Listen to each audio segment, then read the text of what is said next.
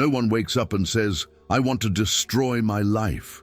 They just get tired of carrying a self no one sees, so they reach for the drink, the dopamine, the woman, not to feel alive, but to forget they ever felt hollow. Carl Jung saw it before the rest of us did. Addiction isn't about excess, it's about absence. Not of willpower, not of morals, but of self. Because what the addict truly fears isn't the substance. It's the silence that follows when it's gone. This isn't a motivational speech. It's an autopsy of your emotional life, a descent into the fractures you've kept hidden, because maybe the hit you crave is just the echo of the man you buried to survive. You didn't drink because you were weak. You drank because it was the only place you were allowed to scream. No one asked how you were holding up. They just admired how silent you stayed. So the bottle became your confessional, your rebellion, your permission, not to feel good, but to stop feeling everything else. Masculinity taught you to wear your pain like armor and never remove it. Every time you held it together, something inside you fell apart. They called you strong, but they never saw the wreckage. So you poured yourself a glass, not to celebrate, but to forget the man no one ever met, the one curled up beneath all the control. The lie was never in the alcohol. The lie was in the silence you called self-respect. You didn't betray anyone, but you did abandon someone, the boy who once cried without guilt, without shame, without apology. And now you call that weakness, because no one ever taught you otherwise. Each night, you return to the drink like a man returning to war, not for victory, but for a moment without memory. The burn in your throat was never the problem. It was the numbness that followed, the anesthesia, and deep down you knew nothing was healing, only pausing. You told yourself it was just to relax, just to sleep, just to cope. But coping with what? With the weight of being a man no one checked on, with the ache of never being held without expectation, with the unbearable burden of being fine. The worst part isn't the hangover, it's the shame you wake up next to, that quiet voice whispering, "You escaped again." You didn't face it, you blurred it. And every time you do, the mirror gets foggier. Until one day you don't recognize the man staring back. Addiction isn't betrayal, it's a truce, a temporary ceasefire between who you are and who you're pretending to be. And every drink is a delay in the reckoning, but the reckoning comes quietly, relentlessly, in the form of a question. When did you start calling this relief? It wasn't the alcohol that turned against you. It was the moment you stopped speaking. The grief didn't kill you. The refusal to name it did. And the next time your hand reaches for that bottle, ask, is this escape or is it a funeral for the truth? You think it's the high you miss, but really it's the glimpse of a self that wasn't bleeding. The version of you that didn't carry shame like a second skin, not euphoric, just untouched, whole, even if only for seconds. And that's what makes the craving unbearable. Memory without weight. You're not running from life, you're running from the life you never lived. The one where you didn't bite your tongue, didn't shrink, didn't lie to survive. The drug, the screen, the woman. They weren't the fix.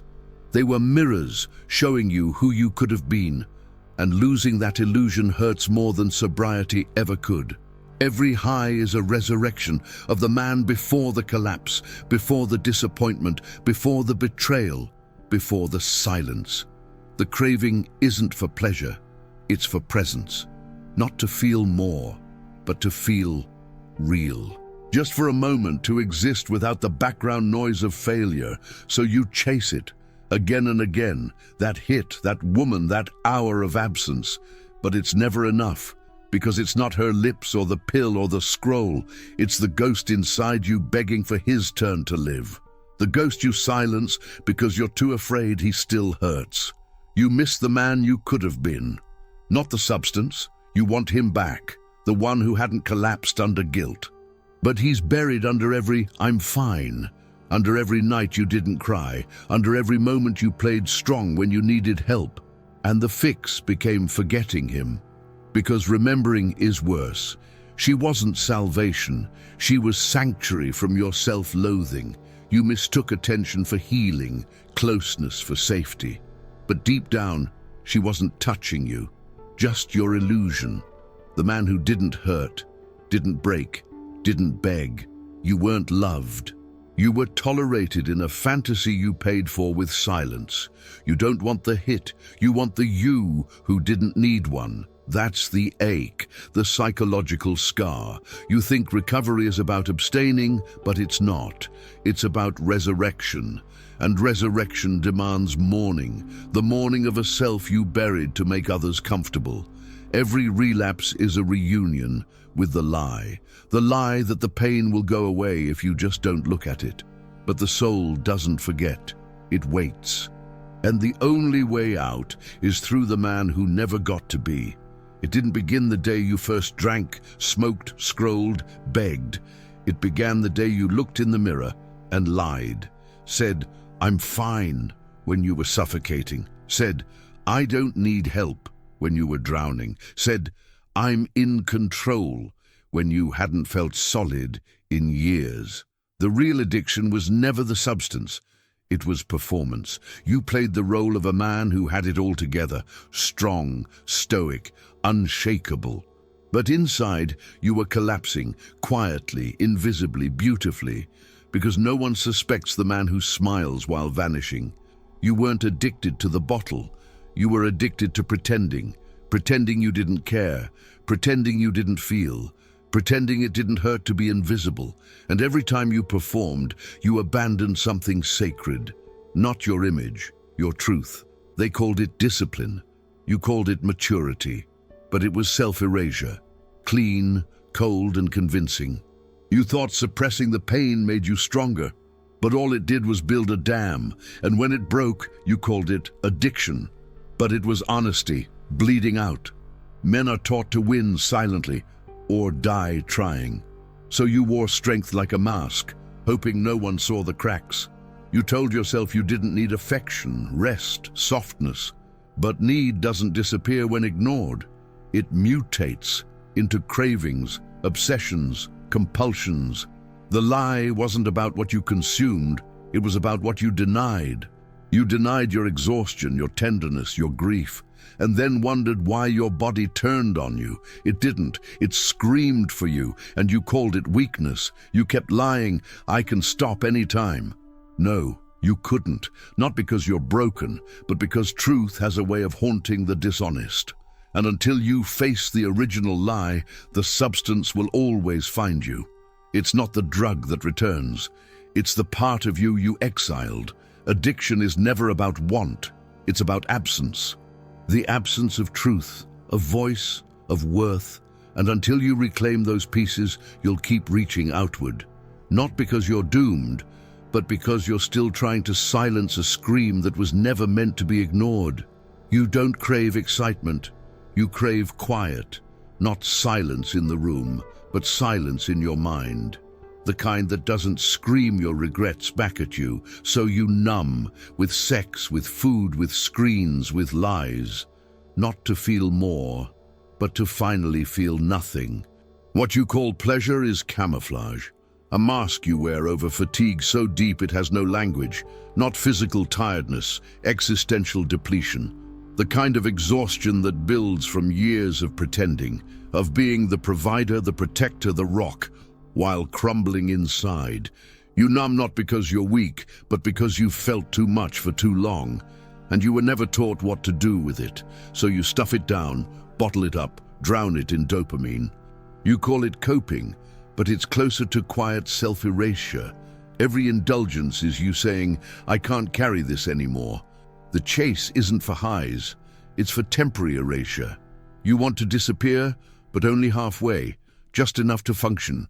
You don't want to die, you just don't want to be awake in this life. So you anesthetize the soul, one distraction at a time.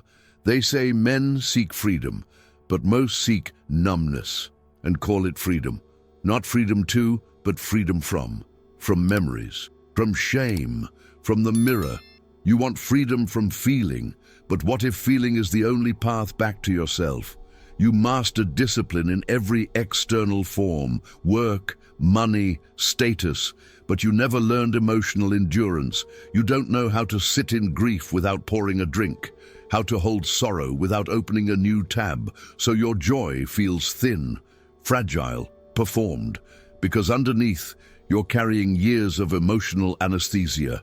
You don't laugh from the chest, you laugh from the mask. You don't rest, you escape, and still no one notices.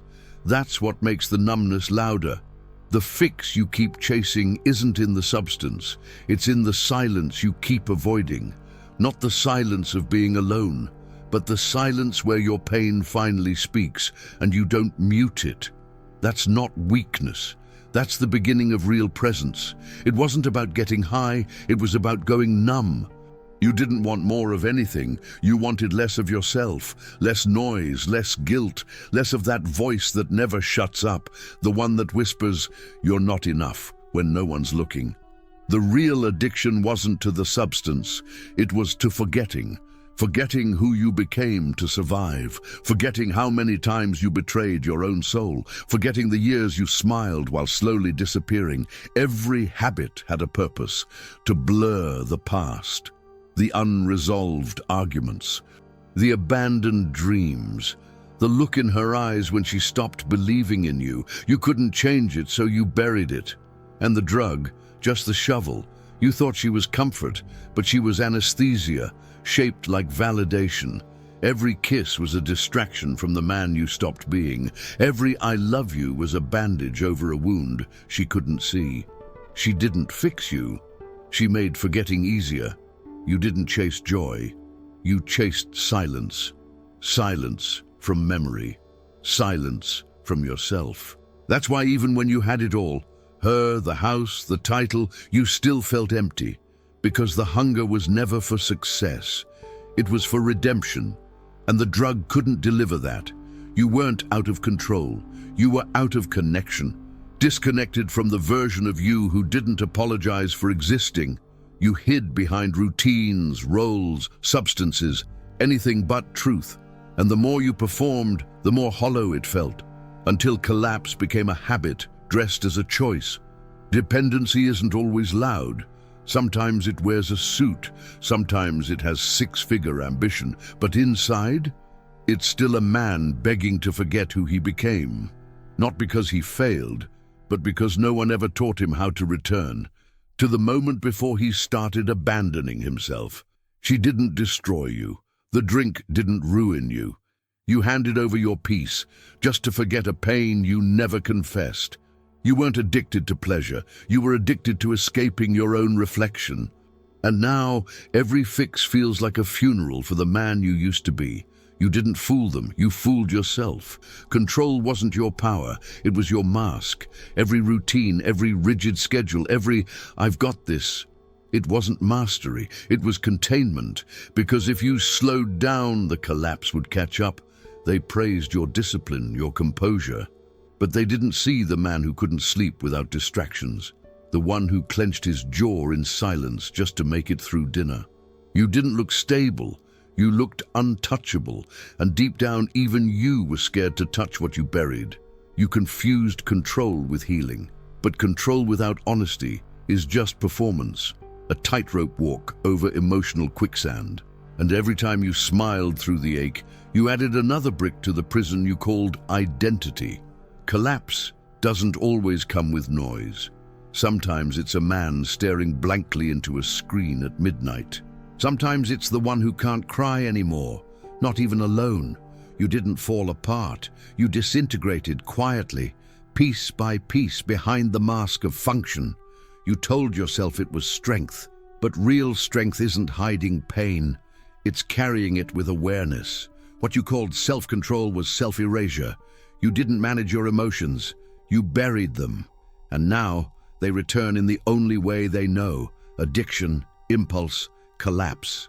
Control became your religion. But it never gave you peace. Only delay. Delay from the reckoning, the confession, the return to self. You kept it together, but never felt whole. Because performance doesn't nourish. It just postpones the truth. They saw a composed man. You saw a ghost, drifting, robotic, half alive. You weren't a rebel. You weren't free.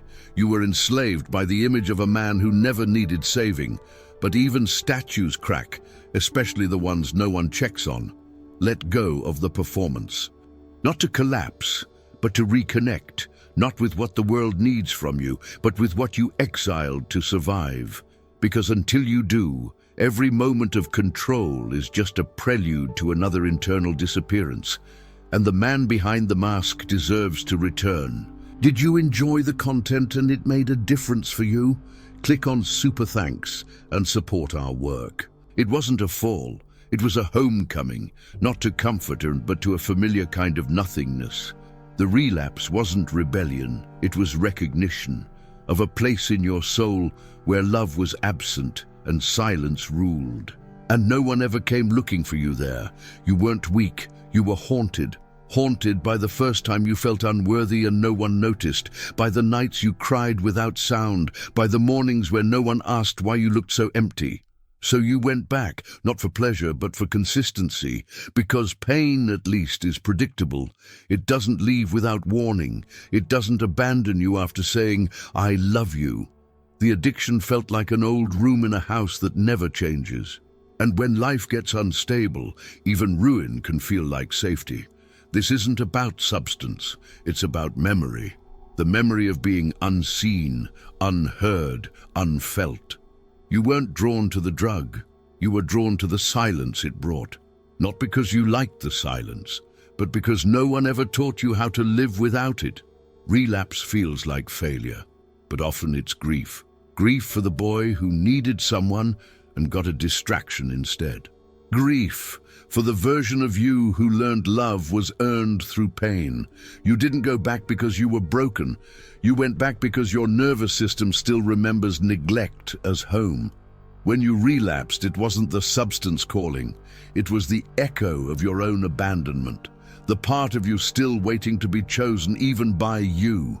You mistook the return for weakness, but it was a signal that the wound never closed, just adapted. You didn't crave chaos, you craved familiarity. And the pain you knew felt safer than the peace you couldn't trust. That's the trick of trauma. It makes comfort feel suspicious. So when you relapsed, it wasn't sabotage. It was muscle memory of being forgotten. But now you know, and knowing is dangerous, in the best way, because awareness breaks cycles. And maybe next time the voice whispers, "Go back," you'll pause and ask, "Is this relief? Or am I just visiting the grave of who I used to be?" You never wanted a rush. You wanted erasure.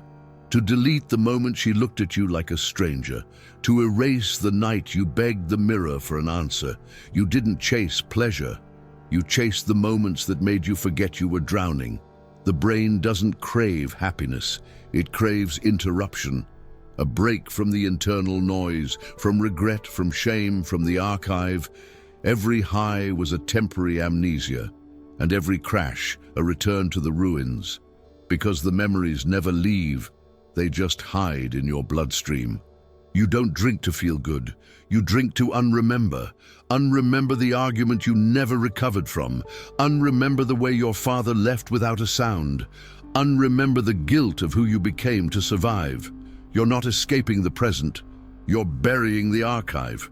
Even porn isn't desire. It's anesthesia in disguise. It's not lust. It's a ritual of dissociation. To stop hearing your own voice for 5 silent minutes. To silence the memory of being touched, but never truly held. Of being desired, but never seen. Healing doesn't start with abstaining. It starts with confessing. Confessing that you don't trust joy. That happiness feels suspicious because your nervous system only feels safe in exile. And coming back to yourself feels like betrayal. Dopamine wasn't the villain. Memory was the ghost you couldn't outrun. The moments that built your identity from fractures. The faces that told you, you don't matter. So you medicated with momentum, anything but stillness.